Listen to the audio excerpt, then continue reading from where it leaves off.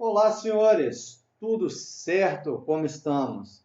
Vamos lá terminar a nossa abordagem comportamental. Nós falamos aí nas aulas passadas, é ideal que você acesse os vídeos, a parte 1 da abordagem comportamental, parte 2, e agora nós estamos terminando a parte 3 da abordagem comportamental, e esse é o último vídeo para a gente entender um pouco mais da abordagem comportamental. E começando aqui, pessoal, a gente já vai para uma teoria que ela é dentro da abordagem comportamental. Nós chamamos de teoria do desenvolvimento organizacional, ou seja, o próprio DO, então mais conhecido também como o DO. Pessoal, e o que fala a teoria do desenvolvimento organizacional? Então, a ideia aqui é que com a evolução da administração nós passemos do modelo mecânico para um modelo mais orgânico,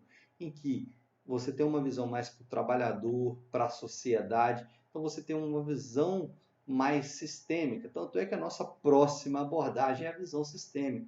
Você pode observar que com a evolução sempre acontece isso. No final de uma teoria, ela já começa a trabalhar um pouco, já dá uma ideia para a outra próxima teoria. O que é isso? É a evolução do pensamento administrativo. Beleza? Então, falando um pouco da teoria do desenvolvimento organizacional, que o modelo ele deixa de ser mecânico e passa a ser mais orgânico. Então, vamos fazer aqui vamos dar um zoom aqui para a gente entender um pouco melhor. Aí você tem aqui, ó, na teoria, nos sistemas mecânicos, a ênfase nos cargos e nos indivíduos que ocupam. Agora tem uma ênfase nos relacionamentos dentro do grupo. Pessoal, o que você tira desse primeiro aí?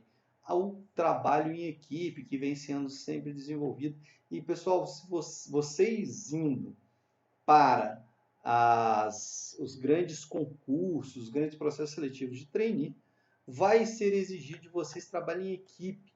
E a equipe você vai formar na hora, não é igual em sala de aula que, eu quero fazer o trabalho com fulano de tal, eu quero o meu grupinho. Mas o meu grupinho está dando problema. Imagina, se você discute, se você tem problema com seu colega de sala para chegar num determinado resultado, numa determinada ideia, imagina você fazendo um processo seletivo para grandes organizações em que você tem que montar o seu grupo na hora e chegar em uma decisão. Por isso, esses processos eles exigem muito de trabalho em equipe. Eu já falo com vocês previamente, pessoal. Temos que saber trabalhar em equipe, temos que saber colaborar, cooperar com outros, saber ouvir, discutir ideias. Por quê? Porque isso é muito exigido do administrador contemporâneo, administrador de hoje em dia, beleza? Então vamos continuando aqui. O relacionamento da autoridade e dependência agora com confiança, lógico. Enquanto administrador, ele deve ter confiança nos seus subordinados. Aqui, ó, rígida adesão à autoridade, responsabilidade, agora interdependência, que é aquilo que eu falei para você. Você vai compartilhar a sua autoridade com o outro. Se você, mesmo que for um gestor, um gerente, esteja numa posição hierárquica maior que o seu subordinado, você pode ter um empowerment, que é a delegação de funções. É para isso que uma empresa serve. Senão, um administrador ele fica tão abarrotado de decisões que ele não consegue tomar a decisão mais viável. A gente viu, né? Um homem administrativo, decisão mais viável, decisão ideal para aquela organização, para aquele determinado período, igual nós falamos aí do período pandêmico, beleza? Então, continuando aí, a divisão do trabalho com uma supervisão rígida, agora a gente tem uma participação mais grupal, né, de divisão de responsabilidades. E aqui, ó, o que eu falei para vocês, quando, observe aqui, ó, o administrador, ele toma muito para si, fica tudo centralizado. Será que ele é o dono da verdade de tudo? Não, por isso que ele delega funções. Ó, acompanhe comigo e vá fazendo suas anotações no caderno, para um processo decisório mais descentralizado, onde a sua equipe em conjunto toma as decisões. Beleza, pessoal? Então, solução, finalizando aí, né, a solução de conflitos por meio de repressão e hostilidade, mudando para a solução de conflitos através de negociação de problemas. E aí entra o administrador da era moderna. Ele precisa saber resolver problemas ouvindo todas as partes, tendo um brainstorm, uma discussão de ideias, para poder chegar na decisão mais ideal, uma decisão ótima. Ótima de tudo, professor? Não, ótima, adequado àquele caso. Beleza? Então, um quadro muito importante aí para nós gravarmos, em que a teoria do desenvolvimento organizacional sai do sistema mecânico e vai para um sistema mais orgânico. Beleza? Então, vamos continuar aí. Aqui eu tenho um processo de desenvolvimento organizacional que ele é simples. O que, que acontece? Aqui é um processo de tomada de decisão. Pessoal, esse esquema que eu vou colocar para vocês aí é o processo de tomada de decisão comum, geralmente aplicável para tudo, que é o quê? Você tem uma mudança, isso em qualquer organização, uma quebra de paradigma, né, na sociedade. Professor, o que é uma quebra de paradigma? Uma quebra de paradigma é o trabalho tradicionalmente como ele é. Trabalho de 8 horas por dia, você batendo ponto, batendo cartão, tudo. Qual que é a quebra de paradigma que nós tivemos esse ano com a pandemia? Opa, esse ano com a pandemia, a quebra de paradigmas é o trabalho home office, o trabalho em casa, o trabalho virtual, ou seja, aquele trabalho remoto que não necessariamente você tem que bater o cartão todos os dias. Então você tem essa quebra de paradigma, que você tem a mudança, né? Sai do descongelamento da ideia inicial, vai para a mudança e recongela uma ideia nova. Vamos tentar ver isso no nosso esquema. A velha ideia ela é descongelada, aquele trabalho de 8 horas batendo cartão. É abandonado um pouco. Não que vá mudar tudo, hein, pessoal? Não é isso. São os paradigmas que serão alterados. Na mudança, são novas ideias, novas práticas são aprendidas e exercitadas. Como assim novas práticas, professor? Falei para vocês, o trabalho home office, o trabalho remoto, né? Por meio de identificação de que tipo de trabalho pode ser feito home office, então se internaliza essa ideia do home office.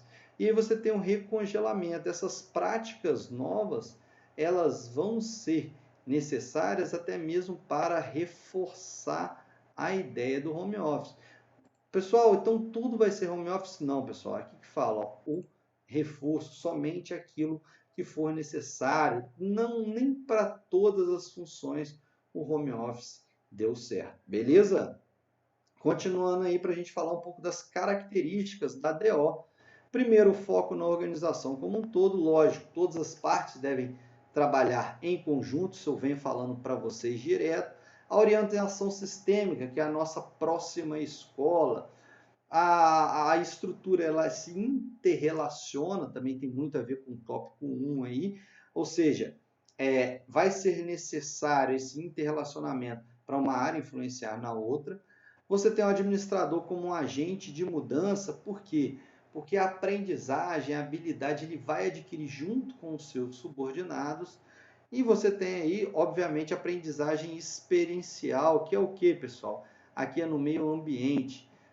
O ideal é a gente fazer um adendo aí para essa aprendizagem experiencial, porque isso daí é com o dia a dia. Então você vai aprendendo no dia a dia com a sua equipe de trabalho, com o ambiente muda, a gente já viu, a nossa empresa ela precisa de mudar porque ela tem que estar atenta às mudanças tecnológicas que acontecem no mundo, beleza?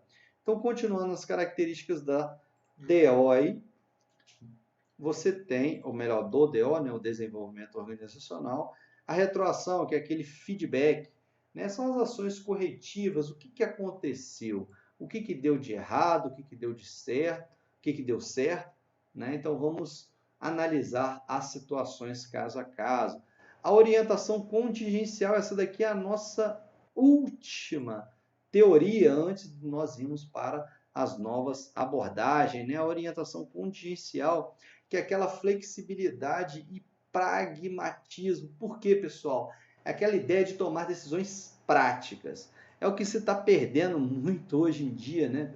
Infelizmente, nas empresas, o que a gente vê? É muita discussão, é muito bate-boca, e não tem uma prática, tá? Nós vamos discutir aqui 2 horas, vamos fazer uma reunião de 2 horas para quê? Vamos tomar uma decisão, pessoal. Preciso de tomar uma decisão. Por quê? Porque o tempo passa, cada dia que passa a empresa não toma decisão, ela está ficando defasada em relação às demais, está perdendo lucro. Então, a abordagem contingencial, que no caso da característica da DO fala de orientação contingencial, é uma orientação mais prática. E por fim, a gente fecha aqui com o desenvolvimento de equipes. É aquele indivíduo como membro de um grupo, lembra? Uma das características da abordagem comportamental e da abordagem humanística lá atrás ainda, o indivíduo como membro de um grupo. Por isso eu reforço, a gente vai finalizando aqui